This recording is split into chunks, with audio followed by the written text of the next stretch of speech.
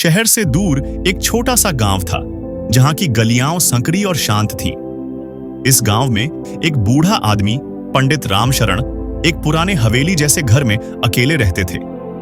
लोगों का कहना था कि उनके घर में कुछ अजीब घटनाएं होती थीं, लेकिन किसी के पास कोई ठोस प्रमाण नहीं था। एक दिन गांव के कुछ नौजवानों ने हिम्मत की और तय किया कि वे आधी रात को पंडित जी के घर के पास जाकर सच्चाई का पता लगाएंगे।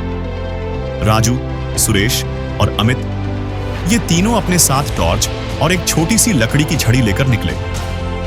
चारों ओर सन्नाटा था, बस दूर कहीं से उल्लू की आवाज सुनाई दे रही थी। जैसे ही वे हवेली के पास पहुंचे, उन्होंने देखा कि घर के अंदर हल्की रोशनी चमक रही थी, जबकि पंडित जी अक्सर जल्दी सो जाते थे। उनके दिल की धड़कन तेज हो गई, लेकिन हिम्मत जुटाकर वे खिड़की के पास गए और अंदर झांका। वहां का दृश्य देखकर उनकी सांसें थम गईं। पंडित जी एक पुराने लकड़ी के बक्से को खोल रहे थे और उसमें से हल्की नीली रोशनी निकल रही थी। ऐसा लग रहा था जैसे कोई जादुई चीज हो। तभी पंडित जी ने सिर उठाया और सीधे खिड़की की ओर देखा।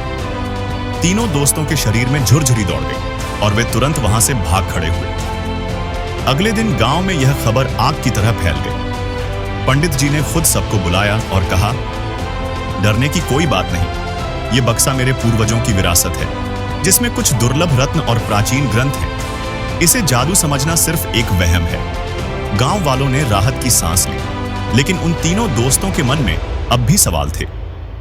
क्या सच में वह सिर्फ एक बक्सा था, या फिर कोई अनजाना रहस्य जिसे पंडित जी छुपा रहे थे?